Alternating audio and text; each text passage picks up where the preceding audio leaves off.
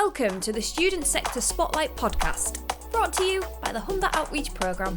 Hi everyone, welcome back to another episode of the Student Sector Spotlight podcast. I have the absolute privilege to be talking to the legendary Jan Brumby today. Thank you so much, Jan, for joining me. So get started then. It would just be good to know a little bit more about your background in terms of careers. What's your pathway been like? And maybe a little bit about if you've done any qualifications, that kind of thing. Okay, well, my background it goes all the way back to when I was 16, because I actually left school after doing my O-levels, now GCSEs, and I did well in my GCSEs. I passed most of them, and I don't know why, but at that time I was just expected to get a job. You know, the area that I lived in, not many people went to university, and if they did, they were usually boys. That was just the way it was in my, neighbourhood. But I did get a job straight away with the Midland Bank, which then came on to be HSBC. And I was really pleased that I did that, because I had right from the start, right from being 16, a really good working group of colleagues that became friends. And I'm still friends with some of them now, which is great. But the other thing was, instead of academic progression, I did then get on the sort of work progression. So I would go on courses, and I would go on, training to go to the next step. I would go to Leeds for a week's intensive training on, a certain part of banking or foreign exchange, things like that. And that was all obviously paid for by my employer, which was great. So I was earning. I was able to, at quite a young age, move out, from my parents' home and have my own home. So that was good. The other thing was, I think it sort of made me grow up a lot faster, because a lot of my colleagues were in their 30s, 40s and 50s. So my group of colleagues and friends was quite wide in age.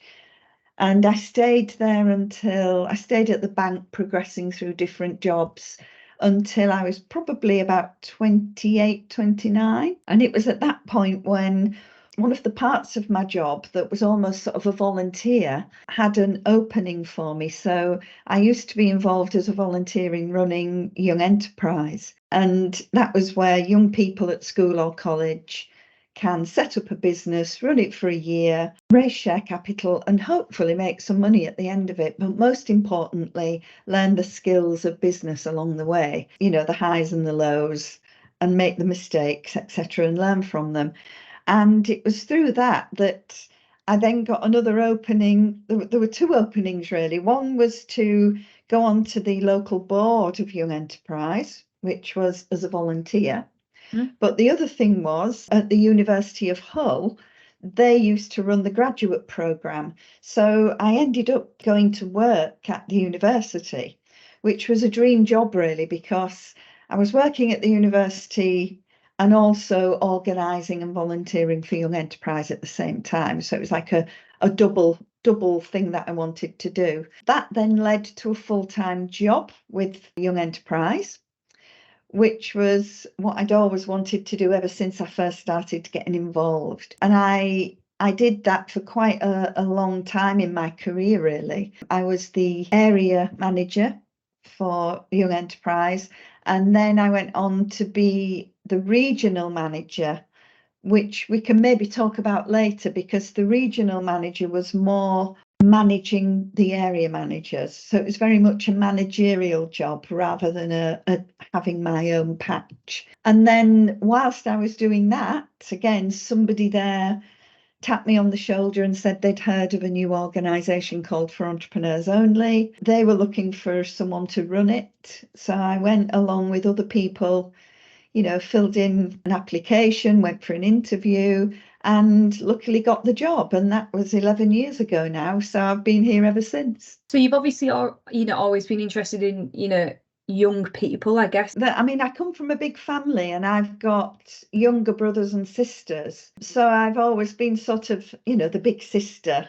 When I was 23, 24, and I became a Young Enterprise business advisor as a volunteer, I just really enjoyed it. And I really enjoyed spending time with young people that were committed, wanted to learn, wanted to succeed, were kind to each other, worked well as a team, were willing really to, to go and do things outside of their schoolwork to make themselves better for the future, really. It rubs off on people because it's a really great skill to have from a very young age. And I bet you've seen some young people progress into various roles. That must have been lovely in 11 years to have seen that progression with certain young people that you've worked with.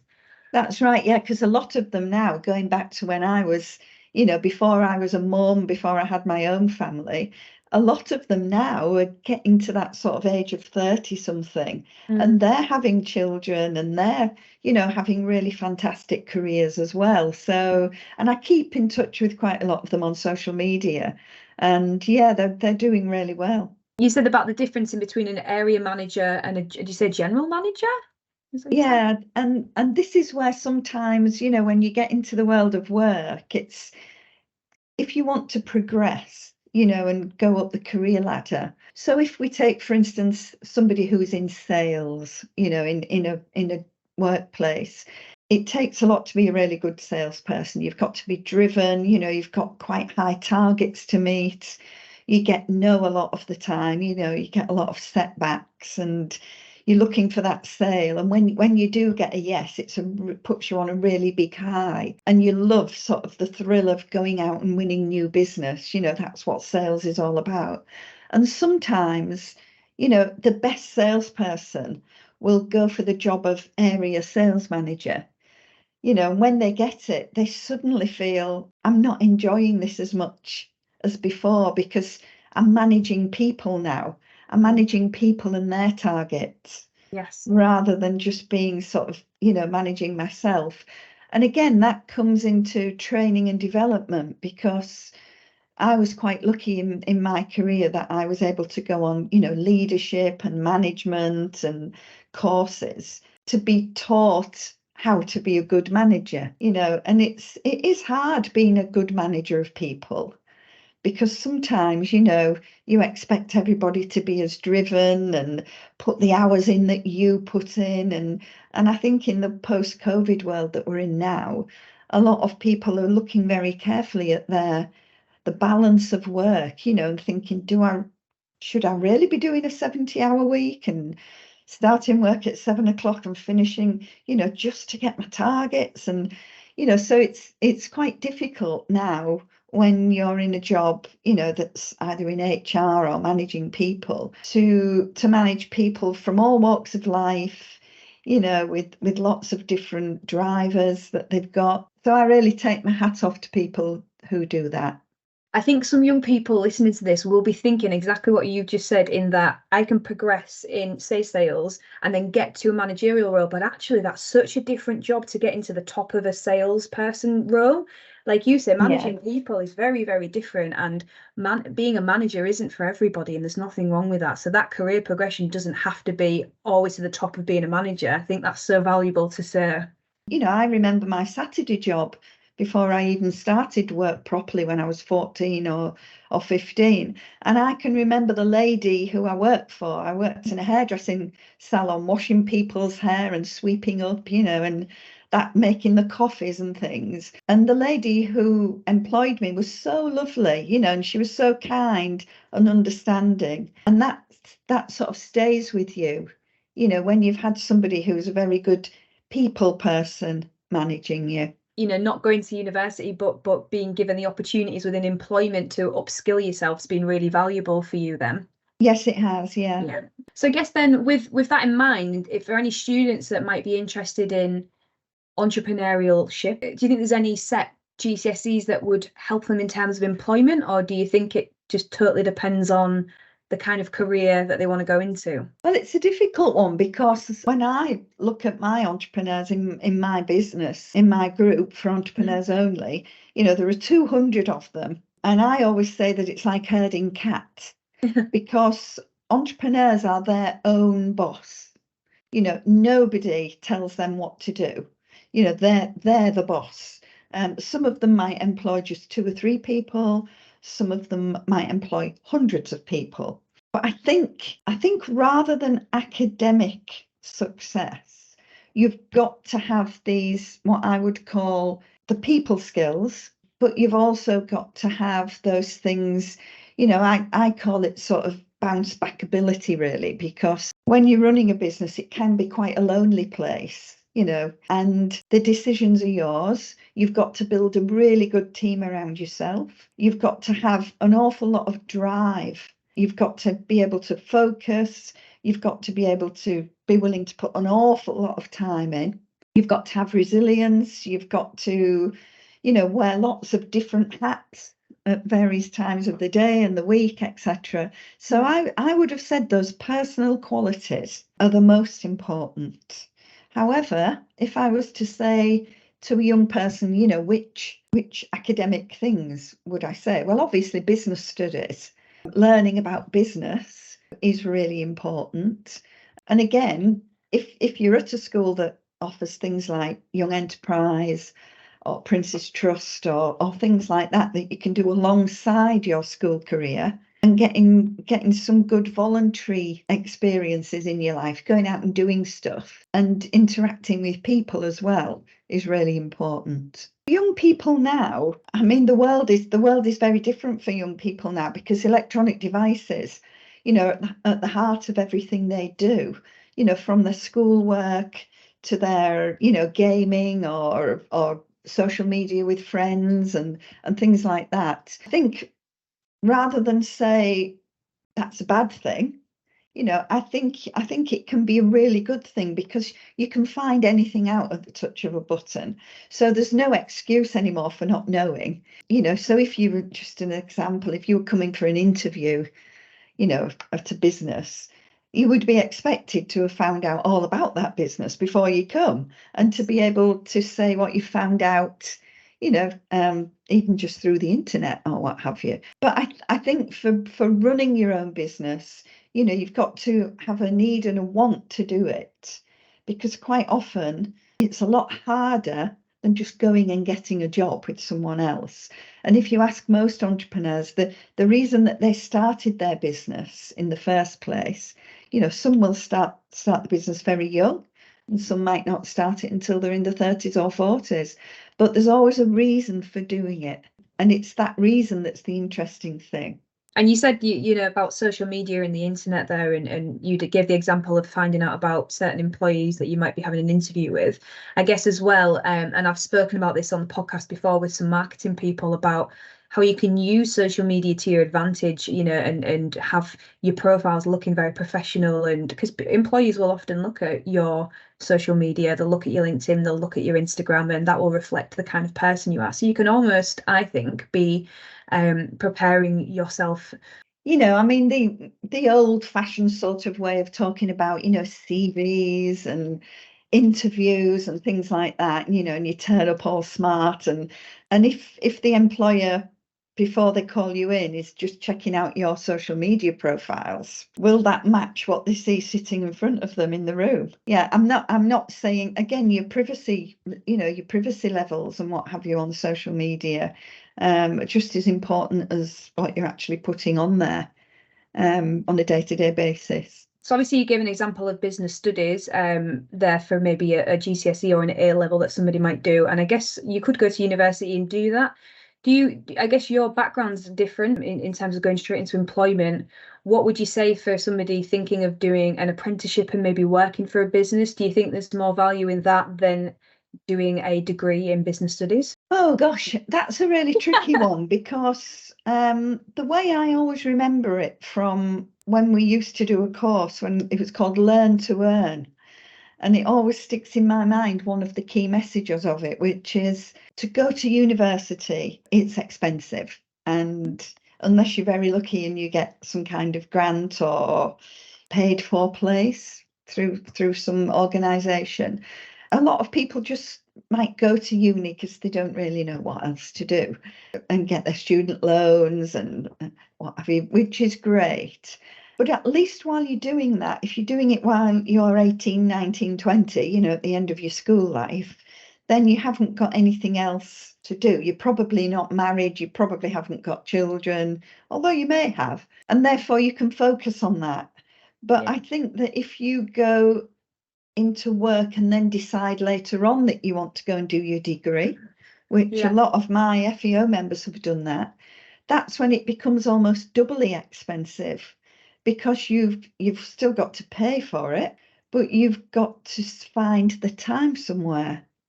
You know, you might have your day job and you might have your family and your hobbies, but then if you go back to university later in your life, you've got to find the time to do it on top of everything else, as well as paying for it. As far as other options go now, I mean, there really are some great other options. There are degree apprenticeships, you know, where you can be doing an apprenticeship and getting a degree at the same time. You know, which is great. A lot of young people think that sort of normal apprentices don't earn a lot of money, which is probably true. You're probably earning less than if you just were to go and get a job. But at the same time, you're getting training included in that, which of course you've got to bear in mind. You're not paying for that training. It's part of your apprenticeship. So I just think that those 3 words, learn to earn, you know, are still very valid. I put here about talking about CVs, cover letters and interviews. Now that's going to be very different if you decide to start your own business, I guess, as a young person. But maybe if you wanted to go through employment first and get a taste of a certain industry, and then you thought maybe in 10 years' time, I'm going to open up my own business. Have you got anything you'd recommend with your knowledge of all the businesses in the area of good CVs, cover letters? Is that the norm for these kind of companies in the area? It is a lot of the time now. It's still that seems to be the way that people do it. A lot of companies have like an online application form. So instead of writing a letter, you know, and printing out a CV, you would sort of do that. You would upload your CV, you know, and type in boxes. And what I would say is always take a screenshot, you know, of whatever you're sending, because unless it says, would you like to keep a copy? You know, I would always take a screenshot. But I would say that, you know, there are so many people applying. If you were to apply for a job, that let's just say there are another 84 people applying for that job as well, you know, and what have you got that might stand out from the other 84 people? Most people sort of write the same type of things on the CVs and on the cover letters, but I would say what I'm going to add to the business, you know, what I can bring, everything from your personality and your skills and your attitude as well, your sort of personality, which is a big thing now because an awful lot of businesses have some kind of personality or psychometric testing, you know, to see if you would fit in. So if you were going to work at a marketing company that's full of sort of vivacious, outgoing people, creative, you know, if you were a bit of an introvert, you might not fit in with the people in the business, even though you might be brilliant at the work. You know, don't be worried if you're asked to fill in sort of an online personality profile. The best thing to do is just to, I would say, use your gut feeling about answering it. Don't think about what they want you to say. Just answer it as yourself. That's the best thing to do. And interviews are you know, of common practice, I'd say. Tests, does anybody go through certain testing, like in an interview process? It might be that you do the psychometric or whatever testing while you're there. It's usually an online thing. Is it? Yeah, and it will give you multiple choice things. Right. And ask you to rank them in order of the most important to you, or say, which of these statements do you agree with the most? You know, or something like that. They're quite interesting to do, actually. And if you sort of think, oh, what do they want me to say? You know, it won't work. You've got to just be honest about it. I've been asked to do sort of reading and comprehension, reading a paragraph and finding 5 or 6 grammatical errors, again, which I found interesting. And that was because in that particular job, there was a lot of writing. So yeah, I think as well now in interviews, I know this might sound really silly and simple, but all they expect from you is to be on time, to come along with what you've been expected to come along with, to know a bit about the company that you're going for an interview with, and to present yourself well.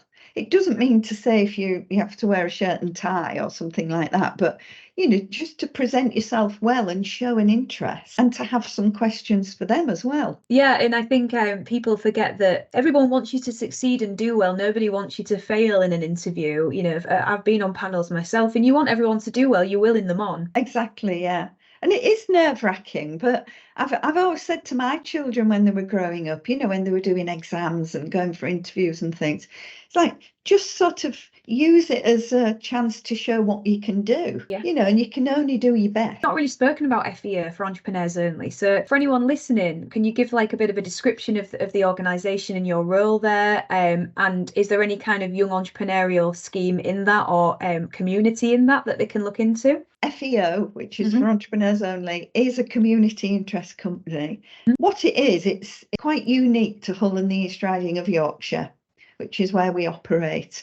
And it's a membership group for entrepreneurs. So to be a member, you've got to be the owner of the business. And the reason we exist is to help businesses to start, to adapt, which they've got to do all the time, and to grow. And the reason we want businesses to grow is so that they employ more people and create more jobs. And if we create more jobs, then more people will go out and buy houses and go in restaurants and go and spend the money in the local economy and buy tickets to shows and things like that. So when the money's moving around the economy, that then means that this area is a better place to live, and to work. So that's why we exist, because running your own business can be a lonely place because you're the boss.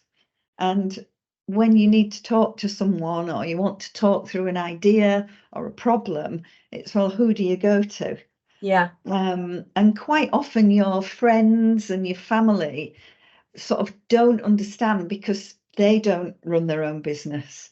So it can be sometimes a bit of a lonely place. So that's why we're there. How can we help younger people? Well, we've got a program really, which is called our Next Gen program, that we run in schools, colleges. So within the Hull and East Riding area, we're probably going to about 14 schools.